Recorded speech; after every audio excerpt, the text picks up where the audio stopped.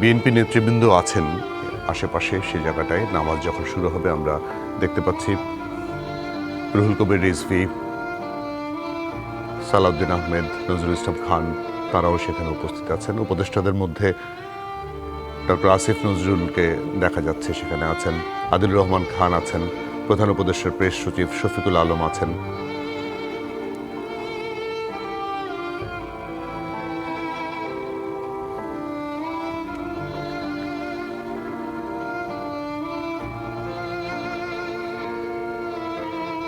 কিছুক্ষণ আগে যে গাড়িটা দেখা যাচ্ছিল ঠিক সেই জায়গাটা এখন গাড়িটার অবস্থান নেই। সম্ভবত বেগম খালেদা জিয়ার মরদেহবাহী গাড়িটি মঞ্চের দিকে নিয়ে যাওয়া হচ্ছে। ঠিক কোন পথে নিয়ে যাওয়া হচ্ছে আমরা দেখতে পাচ্ছি না। তারপরও খুব কাছাকাছি জায়গাতেই আছেন, তাকে নিয়ে আসা হবে।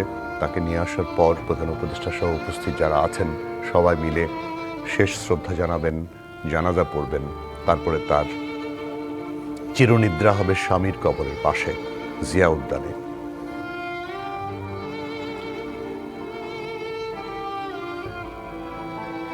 ক্যামেরার চোখে যে দৃশ্য আপনারা দেখতে পাচ্ছেন সেটি আসলে বিচ্ছিন্ন কিছু দৃশ্য, বিচ্ছিন্ন কিছু জায়গার ছবি। মূলত আশেপাশের এলাকায় কোথাও এতটুকু জায়গা নেই যেখানে ঠাঁই পাওয়া যাবে। এত মানুষ, দলীয় পতাকা নিয়ে কেউ এসছেন, কালো পতাকা নিয়ে কেউ এসছেন, বাংলাদেশের পতাকা নিয়ে এসছেন আজকের এই জানাজায় অংশ নেওয়ার জন্য।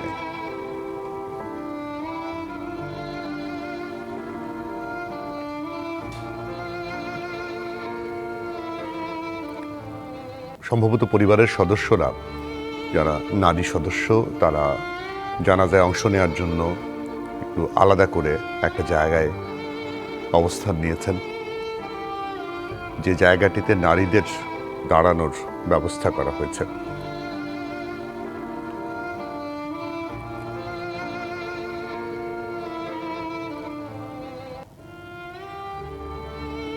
প্রসঙ্গত জানিয়ে রাখি, বেগম খালেদা জিয়া বাংলাদেশের আপসহীন নেত্রী, তিনবারের প্রধানমন্ত্রী। তিনি গতকাল ভোর 6টায় মারা গেছেন রাজধানীর এভারকেয়ার হাসপাতালে।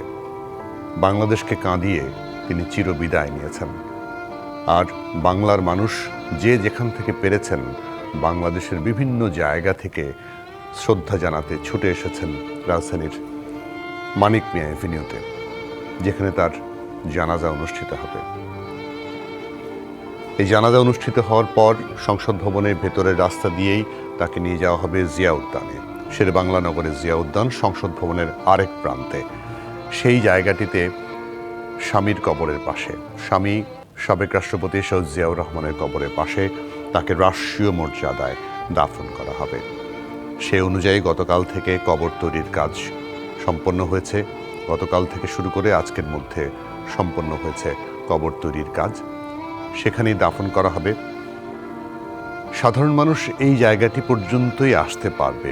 রাষ্ট্রীয় মর্যাদা, রাষ্ট্রীয় ব্যবস্থাপনায় আজকের যে দাফন কার্য হচ্ছে, তাতে এরপরে যেখানে দাফন করা হবে, কবরস্থান যেখানে হচ্ছে, সেই জায়গাটায় সাধারণ মানুষ কেউ যেতে পারবেন না।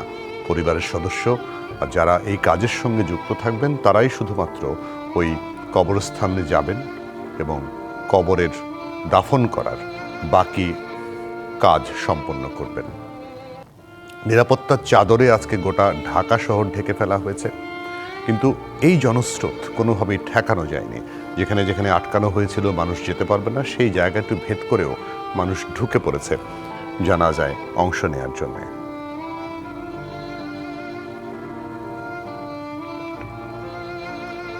1981 সালের দিকে বিএনপির হাল ধরেছিলেন বেগম খালেদা জিয়া। স্বামীর মৃত্যুর পর 7 মাস পর তাকে অনেক বুঝিয়ে, দলের অন্যান্য বেশ কয়েকজন সিনিয়র নেতা বুঝিয়ে তাকে এই দলের হাল ধরার জন্য রাজি করিয়েছিলেন। তিনি শুরুতে রাজি ছিলেন না, কারণ তিনি একেবারে গৃহিণী ছিলেন। রাজনীতির সঙ্গে তার বিন্দুমাত্র সংশ্লেষ ছিল না। সেখান থেকে তিনি রাজি হয়েছিলেন, প্রাথমিক সদস্যপদ নিয়েছিলেন। তারপর দলের আরও 2টো পদ ডিঙিয়ে তারপর তিনি চেয়ারপারসনের দায়িত্ব নিয়েছিলেন। চেয়ারপারসনের দায়িত্ব নেওয়ার পর খুব অল্প সময়ের মধ্যে 91 নির্বাচনে, 91 গণতন্ত্রের যাত্রার নির্বাচনে প্রথমবারের মতো সংসদ নেতা এবং প্রধানমন্ত্রী নির্বাচিত হন এবং প্রথমবারের মতো প্রথম নারী প্রধানমন্ত্রী হিসেবে তিনি বাংলাদেশের দায়িত্ব নিয়েছিলেন। 90-এ গণ অভ্যুত্থানে স্বৈরাচার এরশাদের পতনের পর যে নির্বাচনটি অনুষ্ঠিত হয় বিচারপতি শাহাবুদ্দিনের নেতৃত্বে, সেই নির্বাচনে তার দল ক্ষমতায় গিয়েছিল।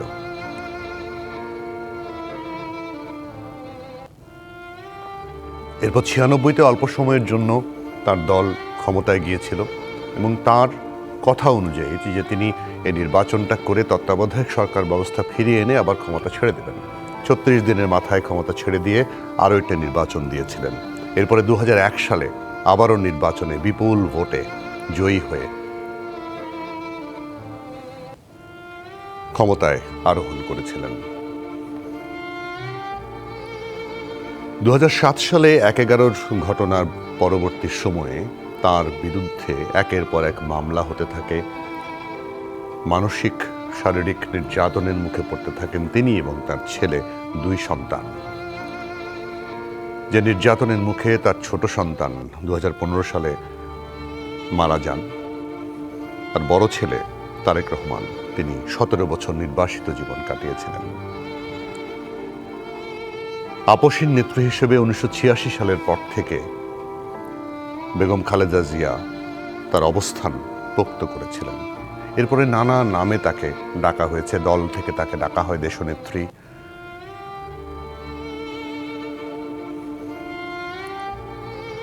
বিভিন্নভাবে বিভিন্ন উপাধিতে তাকে বিশেষায়িত করা হয়, কিন্তু আপসহীন যে উপাধিতে তিনি ভূষিত হয়েছিলেন, সেই উপাধি ভূষণ করা উপাধি নিয়েই আজকে তার শেষ যাত্রাও হচ্ছে। কারণ তিনি কখনোই কারো সঙ্গে কোনো বিষয়ে, বিশেষত ক্ষমতায় যেতে বা ক্ষমতায় টিকে থাকতে আপোষ করেননি।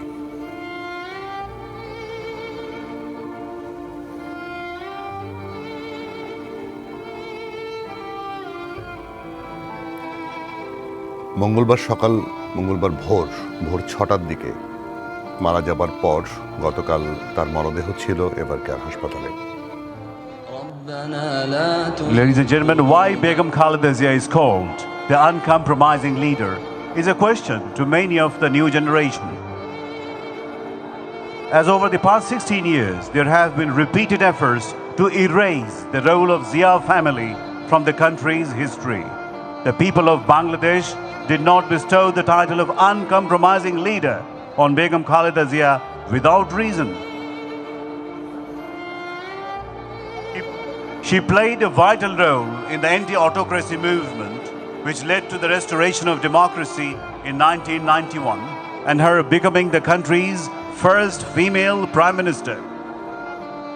Through her political acumen, sacrifice, courage, and uncompromising stance, Khaleda Zia established herself as the center of the country's democratic struggle.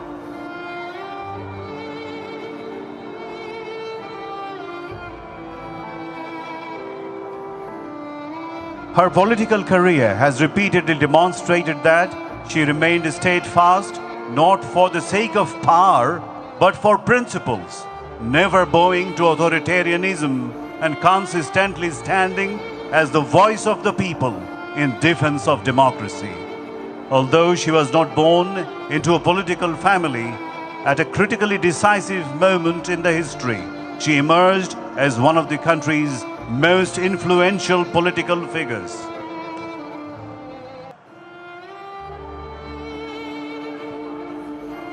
When Shahid President Zia Rahman was assassinated in 1981, Begum Khaleda Zia's life was struck by a profound tragedy.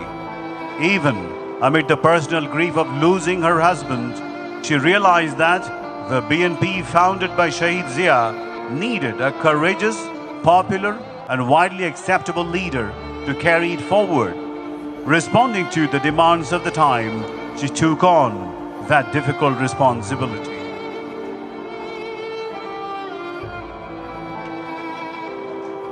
In 1986, when military ruler Hussain Mohammad Ershad arranged a national election, the Awami League, BNP and Jamaat Islami initially decided to boycott the polls.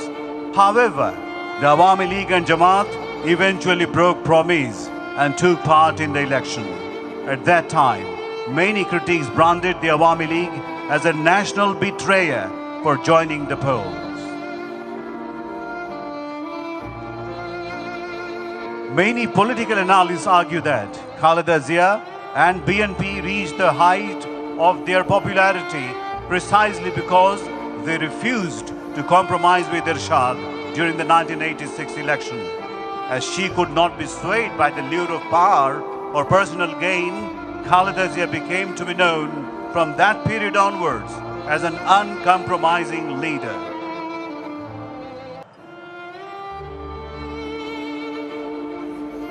Despite facing repression and conspiracies, she never left the country. Even amid serious illness, her unwavering resolve has earned her a special recognition as an uncompromising national leader, Begum Khaleda Zia.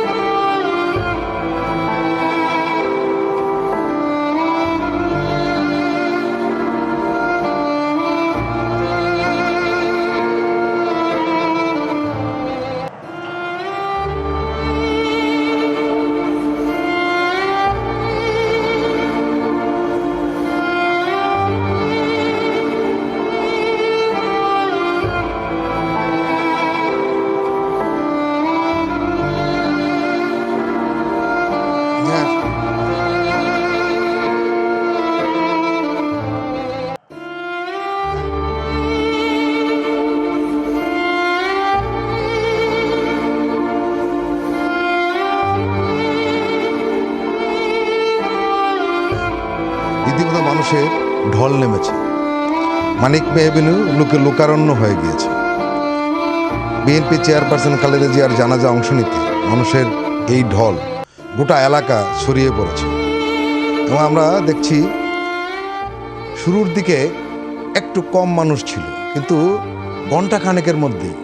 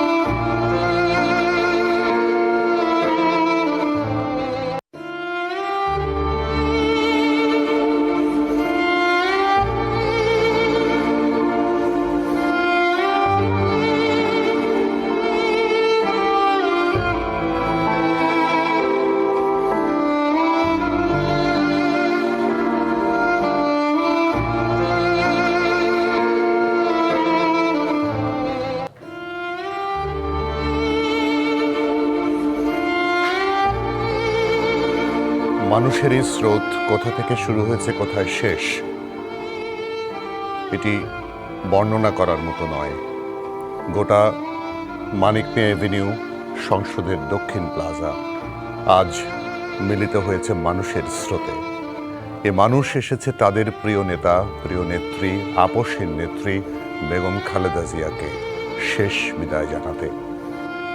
মহাকালের যাত্রায় আপসহীন নেত্রী বিদায় দিনে কাঁদছে গোটা দেশ, গোটা বাংলাদেশ, গোটা বাংলার মানুষ। তাই তো আজকে এই মানিক মিয়া এভিনিউতে যারা হাজির হয়েছেন সেটি হয়তো একটা অল্প অংশ। ঘরে বসে, রাস্তায় দাঁড়িয়ে, বিভিন্ন জায়গায় আজ মানুষ কাঁদছে। সংসদ ভবনের দক্ষিণ প্লাজা থেকে মানিক মিয়া এভিনিউ, গোটা এলাকা জুড়ে লোকে লোকারণ্য। মানুষ অপেক্ষা করছে জানাজায় অংশ নেওয়ার জন্যে।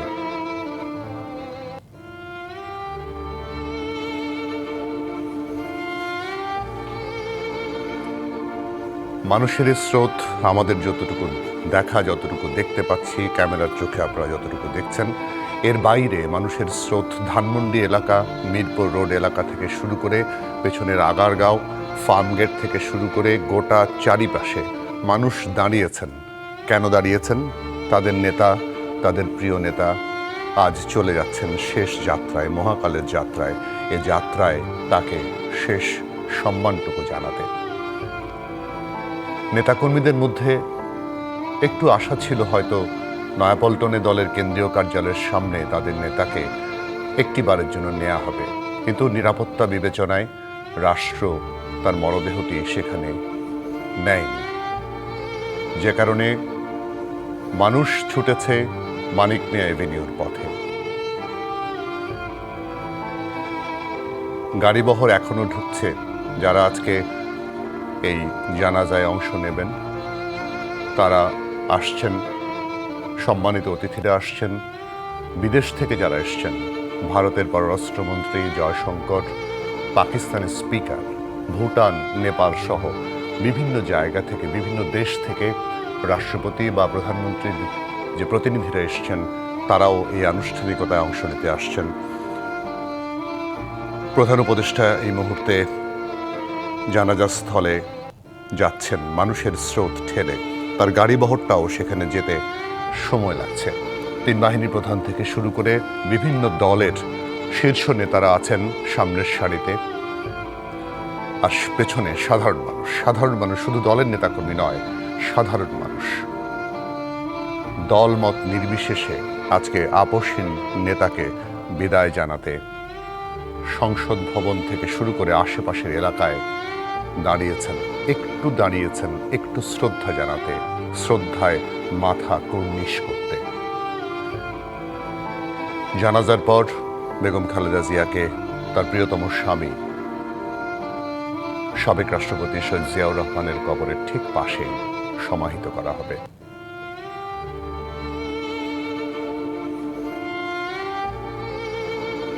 এই মুহূর্তে রুহুল কবির রিজভী সম্ভবত কথা বলছেন। যদি একটু শুনতে পারি, আমরা শুনতে চাই, আমাদের সহকর্মীরা যদি শোনান। বিএনপির সিনিয়র যুগ্ম মহাসচিব রুহুল কবির রিজভী। প্রধান উপদেষ্টা এই মুহূর্তে জানাজা স্থলে এসে উপস্থিত হয়েছেন। প্রধান উপদেষ্টা পরিষদের সদস্যবৃন্দ, অতিথিবৃন্দ সহ শুরু করে সবাই এই জানাজায় অংশ নেবেন। প্রধান উপদেষ্টা উপস্থিত হয়েছেন। তিনি বেগম খালেদা জিয়ার জানাজার জন্য যে মঞ্চটি স্থাপন করা হয়েছে সে মঞ্চের সামনের দিকটায় ঢুকে পড়েছেন। কিছুক্ষণের মধ্যে বেগম খালেদা জিয়ার মরদেহ তার জন্য নির্মিত মঞ্চটিতে নিয়ে আসা হবে। তাকে সামনে রেখে প্রধান উপদেষ্টাকে দেখা যাচ্ছে। ডক্টর আসিফ নজরুল আছেন, আইন উপদেষ্টা, সেখানে উপস্থিত আছেন। বিএনপির স্থায়ী কমিটির সদস্য নজরুল ইসলাম খান প্রধান উপদেষ্টাকে স্বাগত জানিয়েছেন। তিন বাহিনীর প্রধানরা আছেন এবং বিভিন্ন বাহিনীর শীর্ষ কর্মকর্তারা আছেন, বিভিন্ন দলের নেতৃবৃন্দ আছেন। জানাজায় দাঁড়িয়েছেন, কিছুক্ষণের মধ্যে সম্ভবত জানাজা শুরু হয়ে যাবে। বায়তুল মোকাররমের খতিব আজকের এই জানাজা পড়াবেন। এখানে বেগম খালেদা জিয়ার জীবনী নিয়ে বক্তব্য উপস্থাপন করা হবে। বিএনপি স্থায়ী কমিটির সদস্য নজরুল ইসলাম খান তার জীবনীটি পড়ে শোনাবেন। বিদেশি অতিথিরা আছেন।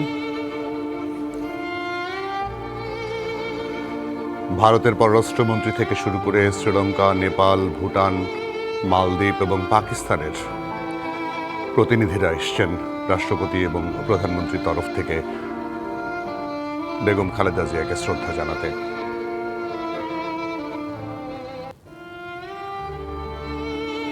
সবাই দাঁড়িয়েছেন সারিবদ্ধভাবে। কিছুক্ষণের মধ্যে বেগম খালেদা জিয়ার জানাজা অনুষ্ঠিত হবে। তার আগে তার জীবন নিয়ে কিছু বলবেন দলের স্থায়ী কমিটির সদস্য নজরুল ইসলাম খান। তার সন্তান হিসেবে তারেক রহমানও কথা বলার কথা রয়েছে, তার মায়ের জন্য দোয়া কামনার কথা রয়েছে। তারপরই জানাজা অনুষ্ঠিত হবে। জানিয়ে রাখি, আজকে সকাল 9টায় জানাজায় অংশ নিচ্ছেন 32 দেশের রাষ্ট্রদূত। বাংলাদেশে বিভিন্ন মিশন এবং বিভিন্ন মিশনের যারা নেতৃত্বে আছেন তারা এখানে অংশগ্রহণ করছেন।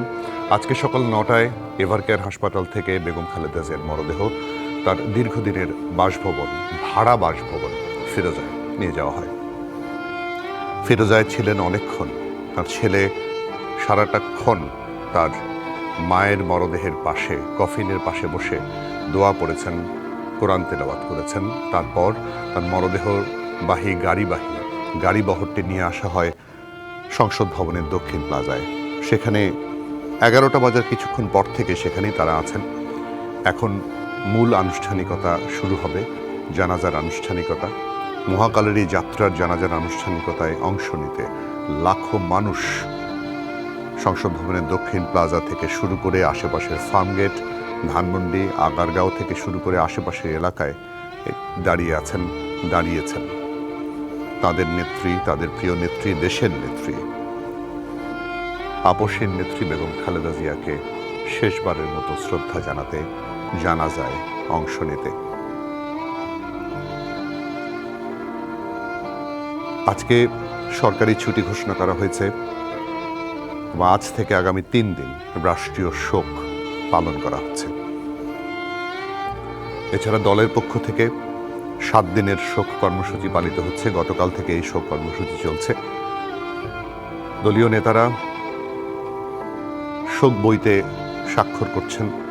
দেশের বিএনপির সকল কার্যালয়ে শোক বই খোলা হয়েছে। কেন্দ্রীয় কার্যালয় থেকে শুরু করে বিএনপির চেয়ারপারসনের গুলশান কার্যালয় থেকে শুরু করে সব জায়গায় শোক বইতে স্বাক্ষর করছেন বেগম খালেদা জিয়ার শুভাকাঙ্ক্ষীরা, শুভানুধ্যায়ীরা, দলের নেতাকর্মীরা, বিভিন্ন দেশের প্রতিনিধিরা, বিভিন্ন রাজনৈতিক দলের নেতৃবৃন্দ। গতকাল থেকে তারেক রহমানের সঙ্গে দেখা করে বিএনপির গুলশানের কার্যালয়ে বিভিন্ন দলের নেতারা তাকে সান্ত্বনা দেওয়ার চেষ্টা করেছেন। আজকে সকালেও যখন তার মরদেহ, বেগম খালেদা জিয়ার মরদেহ ফিরোজায় নিয়ে আসা হয়, সেখানে পরিবারের সদস্যরা শেষ দেখাটুকু দেখেছেন একবারের জন্য, তারেক রহমানকে সান্ত্বনা জানিয়েছেন।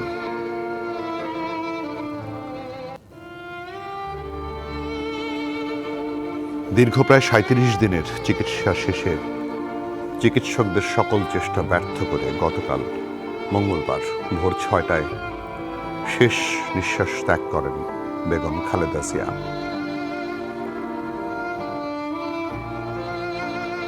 পাখির চোখে দৃশ্য দেখতে পাচ্ছেন আশেপাশের এলাকায়, সংসদ ভবন থেকে শুরু করে আশেপাশের এলাকায় এক মহাসমুদ্র।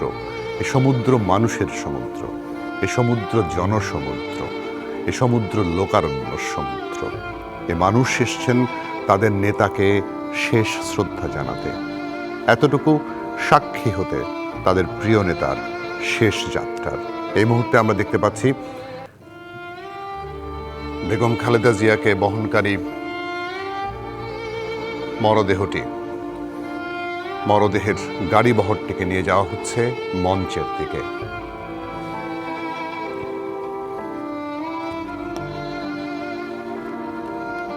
লাল সবুজ পতাকায় মোড়ানো